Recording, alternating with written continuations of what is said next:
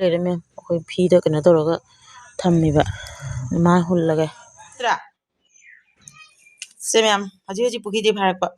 चोंगी अयु उबुरमने मोरक फालमिने जाम जांग जांग पाली मोरक सिंजे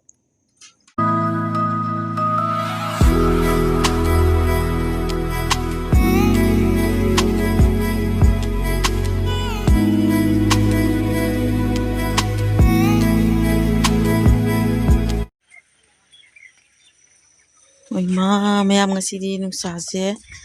सादोरे हाइतारे को हिंगदबा मोंग अमदी उरे अदुना अखोय मोरक कसे ngasi फौदोयेबको सागदा सारोयदरा खंगदाने सिसे छंदोक्तरे जांकोक्ता फौगाय तब सुमाय थम्मेबा जाम नुक्सा सेंतंग अम्बो सादना नम लेबा ngasiसे जाम थेंगना हजिकता सादोरे से ngasiदी नुमित उबा फंगे क्लियर ओइना मैम ngasiदी नुक्सासे फजना थोय हाइतारे को चही अनोबा चंगबदगी नुक्सासे नहादगी उदना लेरंबने अदो अखोय अमा काय चखिना येंगबा लाबदा अखोय सिगा हिंगोन कोइबगी को बेर खारी अदा सेना तबा सोना खारी मादले से वारी सना लेरंबे मा बेर खादना अदई दुम येंगयाना थोरकपनेबको ngasiदी खरा हिंगदा मोंगदी माले नुक्सासे थोरकपनिना से नुक्सा अय्या मोय कइनो से कोली हवाई का लोय हौरमे से असिना थेंगबा हिंगोनी मैम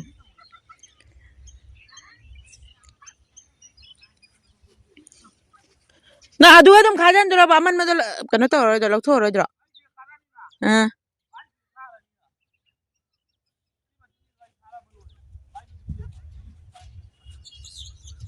गे सिगै सिदी हा होय सिदी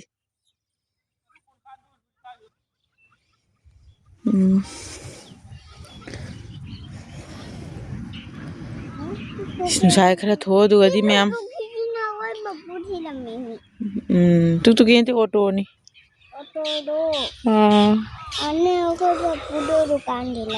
उई मा संजू लाएने तौसिदी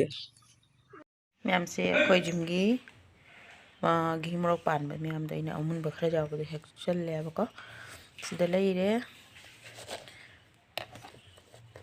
मैम फजरो नौ नौ पांगलकनिना कइनो से मोरक से मपुम फाय याम फजरे ma'am सिसे बोलालुनी ngasi ahanba kumsi ahanba sadabani do ahanba su saba ado achaw se ina khando thame si se haji irolane bako gai kano khajingi bora hoge to ei khajingi to khaya horane bako duka jinam sidala ya ejen same la sojala hapani beson kham hapani jam hapro tasmai to na bora horani ei bora thikki ge ba igi kano da alu do is chani ni torayo सिदा लेरे आलू मुन्ना लोरे सिसे अदुगा एगी बोरा सिगा ठीक लगे तौरे बोरा तो लगे मोरक संग तंगाय खरगा खाजिंग दो कना तौरे दे बेसन याम दे खतंगा अदुगा माय नपसन नबको अदुगा जेनम से सोयरे दो मकैनो ना ननसन गरे बको अदुनी हजे टोटनी दे आलू अमा सोना इरोलनी सीमा बोरा हरनी अदुनी ngasi एगी मथेल से यामद्रसु मगुन लेबा मथेनी एगी ngasi की मथेल से को हावनी नमदागी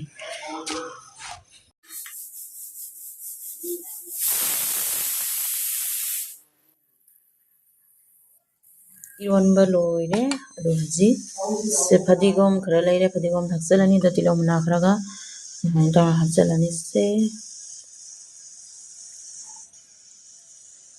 मैम इरोनबा जेदी हावनी इरोनबा जरसु इनिमा मदमनी जी हावदरबनी अदुगा हंगाम मप्रे हंगाम तो थोड़ा चोंगे दु हेउगे याम एगी बड़ा होबा होगले दलेरे खजिंग बड़ा दो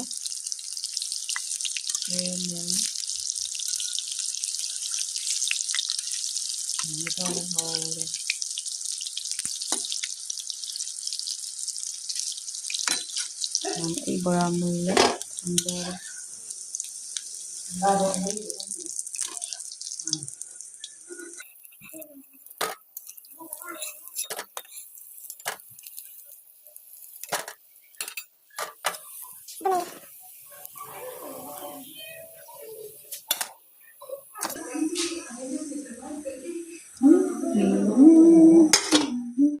मथेल लोइरे ngasi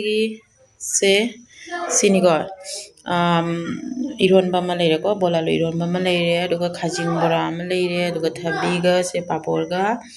उरी अंगानबगा अदुगा सिना हंगाम मतोन अदुगा ngasiदी ngasi मथेल से ngana tasu hawna tiabako asi irombo isu igi magun leraba hawba mathel ni ngasi je adudi ngasi sarage i mathel se chalo ma'am ऐ चाब हौरगे तौबनेबको तुनि सुमाय तौना हाजी ngasiगी हिंजांग से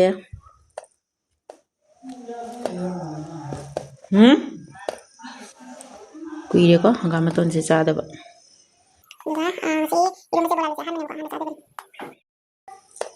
मैम ऐ चारगे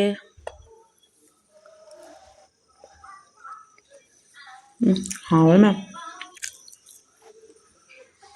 जो फाउरी मैम जी मैम मोगी पुखीदगी nga चौम फारे येंगे ऐ nga जेंबा लाइमी चाखुमदा इ चाक थोंगिने संगौदरे ओइमा करिना चमिरगारो केजीएम जे ताव लुमनी नत्रा से मैम हजी हजी पुखीदे फारकपा चोंगी फन फन चोंगी से तने जिंग मंगिना लाइमी मोय गुलादा nga चासु चलौदरे खोगी तंगारे पुनम हेक्टोर बोर से मैम होय नाइखो से मैम कोइ थाजबा गोले हवाइदो खरी चारे अदुगा सिसे हा पुनम लीरे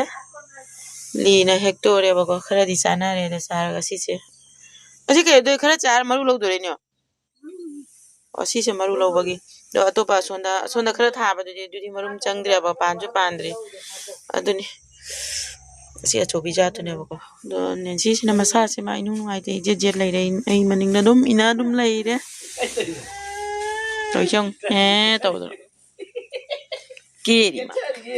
केबम जावन इना ना दुम लैरे करिम तौबा याद्रे चरुजु हाप तोरे से चरु तासले पौरम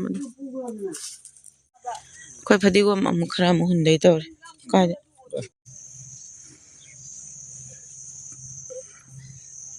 मैम अमुक अमु फदिगोम गे तौरे इचान पिसिना ngara masanam dana adi फबुदी फरे बा ngang हे लाउनै मतुंग दुम हिंगाले सिगले फदिगोम दो टोन चुम कहीं से मुइजा कुटोली कुटोली खंदे कई तोली बा खंदे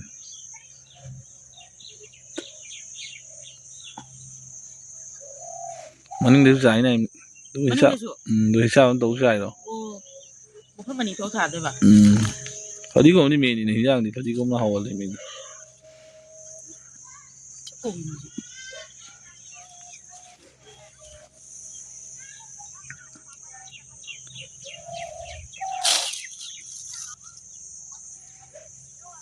ai tum mi chong कोइ बा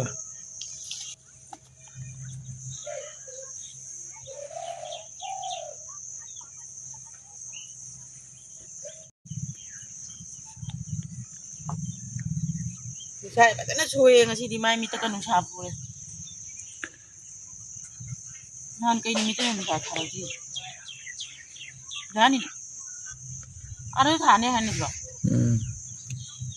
सीमा पान से जोलो सीमा पान से कोइ जोलो yo la huli jam tin do la ne si नो पान da da जाम को फलो ना को पसे हो ngam दम फजना हो da mo da kani khundori le re me koi phi da kana toroga thammi ba ma hullaga sini me ya ma ji fadigom hullamme ba ko hullaga mana ne ta hoy don si se wona ni ngai to na se mai to na ina na om le tha to ba ya de na pham na le re ma ko bi adu mai to ti ki ji se me angang ban ure do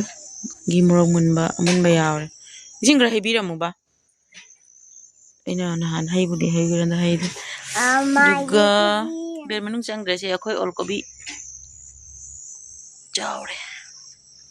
कोले वाजी फुटो खरे सिगैगी कोबी सिदी फजरमद्रे तुम चाउरी चाउरे मकलागी सांग सांग आगे तोंगान थाबदना फजे कोबी चाउरे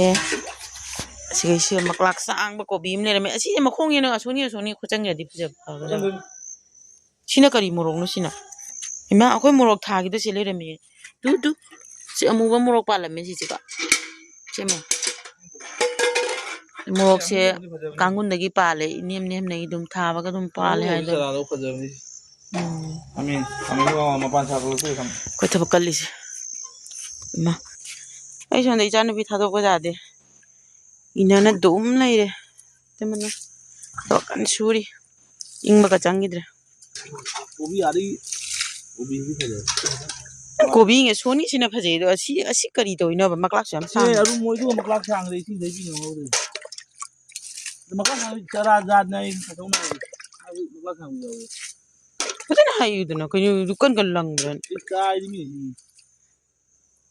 molo ni mo da de tu moi smai boroi su pale समय मखोई si ahaubi boroi do haji boroi masa ukhale haji sida pan saramda lamiro ni lakodi ui khamba se udre nungsa pijen masina boroi pale du myam tu boroi pale du heyang mullaga cha dami du ada boroi pale du ada tu no udra na chelai si du mobile je tu si udra duni ma'am दिन मफम खादना अदम लोसले अदुनी आंगां खरा निंगाय तौ सुमायना हाबी जाबी करी करी तौ सन्नना तबम त करीम तौ नमद्रे आंगां इंजेक्शन लेरमनी तुंगना लेरे कोबिसितदी फजरे अंदकी फजबदा फगुला nga sonpuki da hurana chengi bagi wari sanari si tadi fajare ba kopi ko yamna budi tha de chai gudingi yam tha na si to fajare morok su ma pan sare sida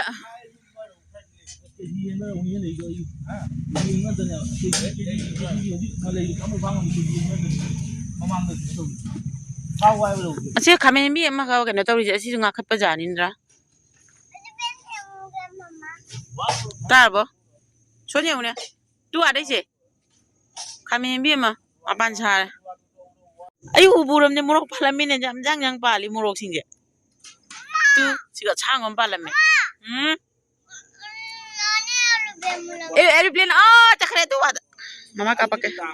si airplane tanah dori kum cha to mi da tu ada airplane ui ma tare karu ni mama phine kanyang re du ma'am du airplane khoi nen si ura bo se du amai mobile la du pai di sur ba kai jau hre wow du ura ba du airplane jau hre helicopter ching na mi du ar le du pai du ri ko ano ba mobile ki